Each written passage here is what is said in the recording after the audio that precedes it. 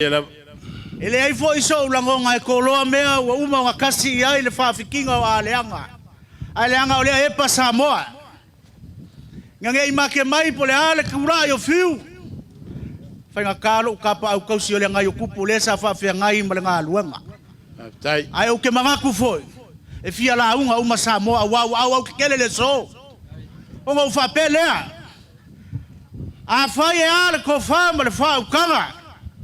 Sei fa mai aku le vaenga le ngai kupu nga mako kubuli lea. Ia ai fa solo le polo kalame o mai o ngau. Tai. Ya lo inga fiklai. Fa fikai le umoenga.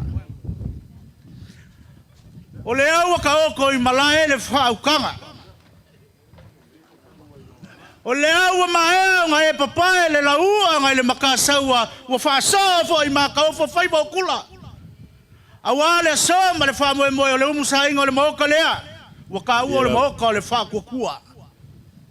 Le ulu moenga wae masangi au whaiva awa o le kausinga o le ulu ngā senga e whai ia. Awa ka mai ia.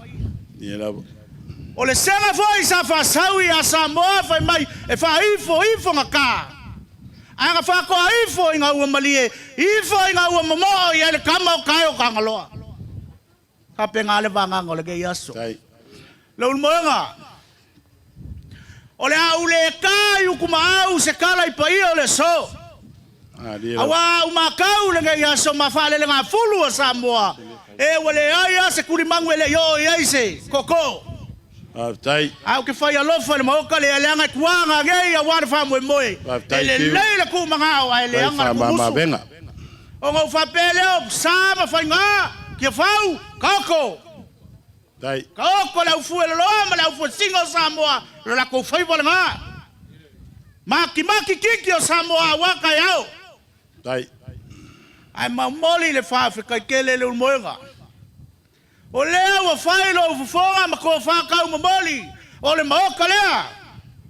Awa le fio le kai fongo a lafa kunga ua kusi a ao I Samoa. E whai maonga pale mia filifilia. O le kama o lale sungu I kano kau ponga malongo susua. Malai kele, punga oa, ma malai filongia, e kausi. Sa kupua, ma sa mamali e koa, ma le launga le whale kolu. Ai le whale lima ka sa ese man makua ya pau. Ai whai fau ke fuli le si ku, whenka paka. O kua maunga. Leanga o le suli kau kama ngai. O le wha alo alonga. Awale hapi fio le whare fikua la ika kauanga. Malora kaukama. Whasa walu malonga ingo saluma au pe au. Lo kapa au le kangaloa. Ala kai nganu e wha makula o salongo. Kui vai ki ma whale la kai. Aya whaia ka ke kalakala ke isi Samoa lea. Awa inga makama inga. Usonga kumua mapule iku au malakaua inga le kai male wa au fuki. Ai fai mai foi e te o ia ara ngā foi e koe sau alofa mai wala o le maoka lea kasi ala wai ai wa fia o ngā awa ngangei o le maoka lea lea ma le fo pule a o le maoka ke kusi ai le o le maoka ia o lau kuak fai ngā kālo kou whaalo alo le fionga le ngai o kupu o le whao la kange awale susu o le kangaloa o le kupu e kasi a Samoa. Fifio a inga susu le ngafa. Ala la kai sa funge makau lau ngiu. Ia le anga whankafo o kama Samuel oi. Whankale alima le mangu. Kapa au o le kongu mai pea. Ia ai aka mai ngoka kiki makua iau whai mana malu ile ala kaua. Ai a fole a fionga le mea ngai kaua. Ia pea ngo whaiak. O le kama kau mangava wa ngai mela le sa kau musu ya kalakala. O le mea ngai kaua ia o le kama kau fale la kai. O suli ma fe oi o le kuia anga. Ia ao whanga wa fiu le kau kalaku se kulau le so. Tai fiu. O fa pera la ukala. Fe solai. Ia. Le ulu moenga. Ma le pa ia o le kako mafukanga i le so. O loko whaaro ala wa kau I papa o mako kumuai. Tai. A ka rofa wa ko ke kele wa makiva lo ko kunga oa ya wai fa o kangi wai ka kiki a wai le me ngai ka ua wa urufia lo ko wa fa ma lo ko loa Fiu. Le moenga. Lo fa mai. Ia e loa le le ka wa. O ma mea le kula yak. Ia.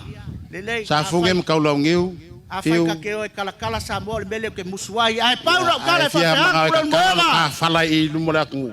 Le se me. Le kala ile ku ya anga ka fau i ga ka fela ga uku. Ai au le nga fa singa. Fai mai la yo singa lo ku ngange o samua le malama, samua le malama.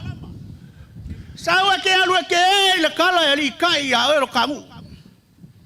Fai mai le kala le ulu moe nga po lima o samua le malama ma fa peange singa se fa alo nga ma walunga.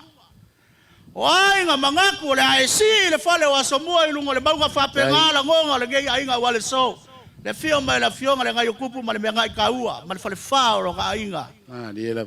Wale ngaka ile se legi paia o le fula ma le mamala ya le konga la le wa e kala le moenga fai mai le mau sa mo o le konga e kala ngaka le anga au fa mau ai a kala konga ia fai mai sa mo fa ilo la piko fangua o fongo fela sa ngoa ia se wa muri ngale la lima sifuru kasi ku malo le kaku fai nga malo na dia la lima sifuru kasi foi konga ia o Samoa lea wo ko le kiki a wo ko kakala la ngai fai ngakalo kako mafukanga e ui mangingo le ia la fu o le kako ngofo ai ia nga fa pelo se kala le moenga anga le mai le ali tai ele ai ma se upu o fiu e kau e masui lo ko fa masu sui le ngai aso wanga o le langi o lo ia le ku o se sia manguia ko fa kumula pe a fai ku maulo fa ku ko anga yo le mau le ko fa pa ia la fionga le marikoa la uli le marikoa se fai kala lea o le fe au o le kala le lei nga ngai le kaya o ma o fa longo mai fo i le kalolo a kukuila o fa le kama le ul moenga la u fionga le li pale mia e le kala sa mo e fai ma a filima o le olonga ma wa ilonga ma kofi asa ili ma o pa nga ma wa ilonga ma wa lo la fionga le pale mia le paenga ko wa fio mai o ko ma kofi mai le langi tai o ko ma lo sa ili ma lo sa mo a wa kupulanga le ala vai anga mai fa fe kai le fa mai ke mele le ma wa ko fa pa ia la fionga le pale mia tai ma wa ko fa le ka pengeka e so ai la ko wa venga inga ia ku malele la ko fa la inga wa Samoa feo yo le kala le mo ko fa mai le langi pa io Samoa ia mau ale soifua malolo inga maka fa le fia ia ko usika kai mai me vra ko le sa o ka ko inga ia nge ia lu kala le ku ale nga le lofa ma fa ka lofa le aso le ngai le moenga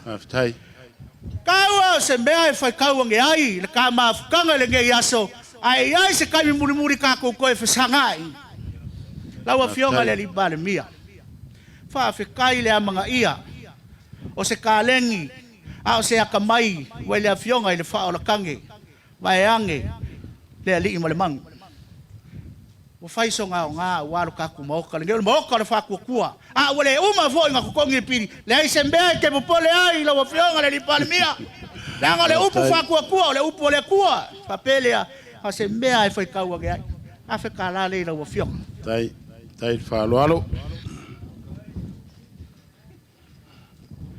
ya on sai mai langa mako kenge fa pengai ya slow wa tum mako fa penga ai paton wa fe sola tai fiu tai lo le anga e fai nga kai o la nga luenga o le kau fa foi ingo le mo ka Samoa ai malo le ko al kai malo le mau i umaya wa le ngofo wa Samoa ma malu vo le ya solo o fio mai me alo fa le la o fio afekala tai fa lo o fio le fon feklai au pa au mulipola alo ka fua fon fekalai au le leile ngai au ka fo le pula ya la o fio ngai le sui pa le mia le la le leo le kako vai nga fa fai mar ka pengeka vai ange le fionga le mulipola tai inga nge e manga ku mai wako ile ure whaaloalo wala o fionga ia e whenkala ka ngofo ele kai kumalo i palau lima longa i ku. O le mea lofa le o fionga lima se lau kala. Aftai. Po isa mako kala le moenga. Ko enga le ngeia fia fi pule pule ke kele le akua. Malu ka pua o inga le soifua. O ka ko kai kai ai asa mo poko poko. Inga ia ka ko o umbale loku kaya. Soifua ma ia manguia. Pamalo talai fiu. Malu maulunga wasa funge mkaulongiu. Ya lo fo. Ai kangage foi le fio de papa. Ya wal malu maulunga wa foi le fio. Ali yo ngu le fio ngadeoka, man malu maulunga ya inga mkapau. Pamalo kalai fa lo alo ngi ba ngolas. Le wa fa fonga le di panmia. Man malu ka pega malo ka ko ai ngam la fa ngal venga. Fa lo longa maulunga wale so molo mngak. Ya walo ka ko ngofo ai. Amelia fa fikai kele le fa lo alo. Fa fikai lo mngak molo fa ya inga le. Ya awale so marka ko mafkanga awal fa le le. Kai. Melia ya angalele le tua. Kai. Mawalau ko fa malau fa ko kwanga kau se ai pa ya ingam kapau. Ya mesel fingalo man ngalwenga le tua. Ya o se fai fongo le. O lau fa ko kwanga ngai ba ngalas. Kai. Le moenga. Ole akase lua le nga. Fa tai. Ka ko fa. Fai me pupu wala fo ila so. Ia. A ole. La fo le ole fa kanga. Ba kai. Ia. Ole amako fa fo mal mafala fa wa fu fu ngal ka ko. Tai o toi pula tu wa le to tu mai na. A fa le se va ku la fo le la ko. Fa tai fiu. Ja, va tai fa lo alo. Fa tai fa tup.